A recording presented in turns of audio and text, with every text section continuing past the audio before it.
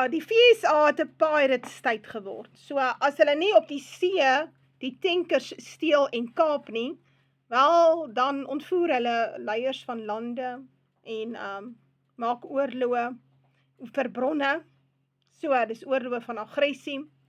En nou sien ons die FSA is baie besig hier in Suider-Afrika.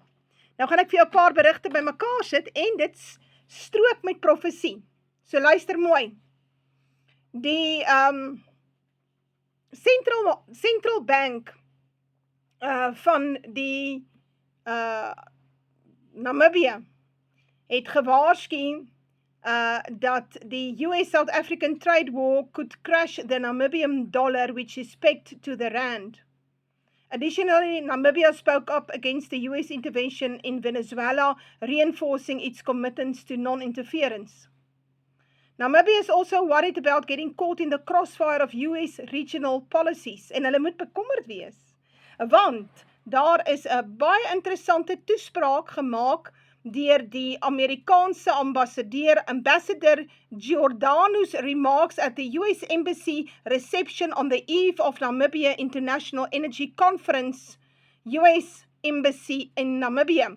Hierdie FSA ambassade in Namibië, dink ek is die grootste een in Afrika. Ek praat onder korreksie, né? Nou ja, en hulle het toe nou 'n lekker toespraakie gegee, so om en by April 2026. En hy het dan nou onder andere gepraat oor die volgende. Nou ja, die eerste ouens wat hy verwelkom is, before I go any further, I would like to recognize Nampoa's president leaders from Chevron, ExxonMobil, Shell, Baker Hughes, Halliburton, and SLB, and media heads and editors from leading business outlets. Soos het hier die groot oliemaatskappye, gasmaatskappye. Halliburton het te doen met Dick Cheney se familie. Hy is net so 'n korrupte ou bliksem gewees. En Halliburton is die maatskappy wat die kos en die resources en alles vir die Amerikaanse troepe moes voorsien.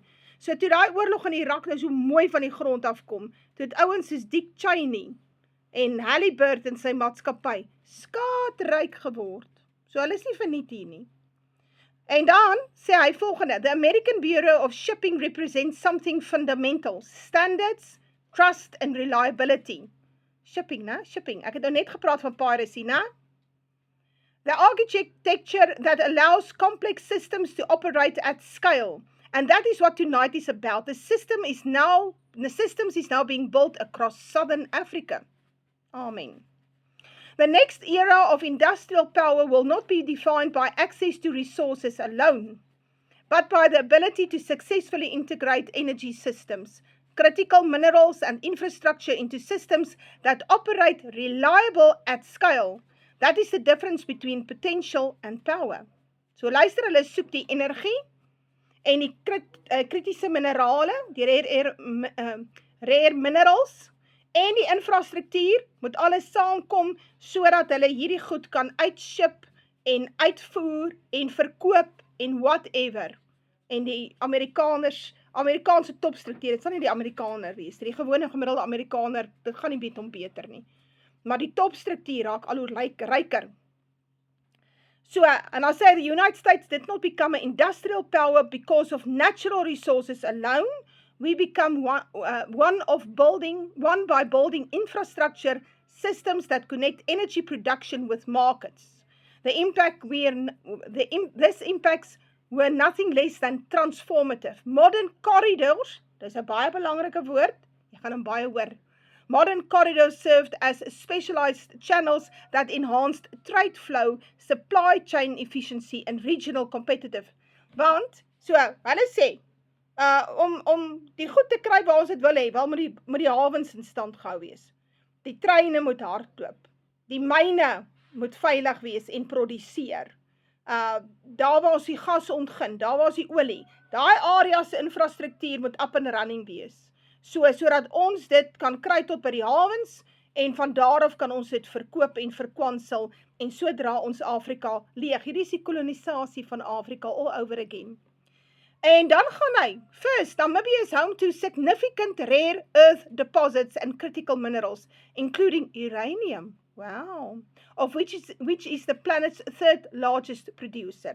This means it is at the center of global nuclear fuel supply at a time when demand for high, reliable baseload electricity is growing like never before.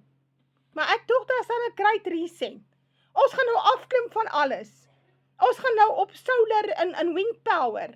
Ja, ek en jy seker, né? Nie hulle nie. Nee, onthou, as jy 'n parisie wil hê, moet jy 'n vloot hê. Baie belangrik. Hy moet hardloop op nuclear power. Dan al hierdie datacenters kan nie hardloop op solar en wind nie, man. Hulle hardloop op nuclear. So hulle soek hierdie. Second, Namibia has the potential to be promising oil and gas producer with international energy leaders like Chevron and Shell actively appraising significant offshore discoveries supported by US oil field service companies like Baker Hughes, Halliburton, SLB. So hier het hy vir jou mooi verduidelik wat is die plan op die tafel. So hierdie Annie wat nou die president is daar in Suidwes, sy moet maar lig loop. As hy nie saamwerk gaan nie, gaan hulle aan die enetjie na plek sit. Dis nie vir hulle probleem nie. But wait, there's more. Nou ja, hier's nog 'n lekker beriggie. The $100 million plan van die VSA om in die DRC 'n paramilitary guard vir die myne op te rig. Hierdie is vars nuus, dit kom vanaf van Al Jazeera af hierdie laaste week. The Democratic Republic of Congo DRC plans to set up a paramilitary unit to secure the company's large mining sites, met behulp van die VSA en die United Arab Emirates. Nou die United Arab Emirates noem hulle Little Israel, want hulle is so vas aan die bors van die Jode staat. Hulle sit so, ja? Dan sê hy verder, the IGM described the plan to establish a paramilitary special unit intended to secure the entire mineral exploitation chain. Luister mooi, chain. Dit gaan oor die ketting, oor die corridor. Recruits will undergo a 6-month training program and the first contingent is expected to be deployed in December. Luister mooi. As hulle vir jou dit vertel, dan moet jy weet hulle dit klaar al begin doen. Hulle is al 'n geruime tyd daarmee besig. Nou ja, ek het hom 'n bietjie daardeur artificial intelligence gegooi en bietjie met haar gebrainstorm. Nou ja, hierdie is nie 'n paramilitary guard nie. Hy's 'n sot as jy dink dit sê. Hierdie is 'n proxy weermag. En sy sê dit ook. So, the US isn't building a proxy army against one single country. It's about using force as a tool to lock in access to strategic resources, which then secures its position in the great power competition against China and increasingly Russia. Ja, dit is as teen die voethold van die Chinese firms that dominates the DRC's mining sector. The true target, China, not just rebels. The DRC's vast cobalt, copper, coltan wealth is critical for tech, and Washington is putting the American taxpayer money into guns that protect it. Wat sê daai DRC president? Sy naam is Tshisekedi.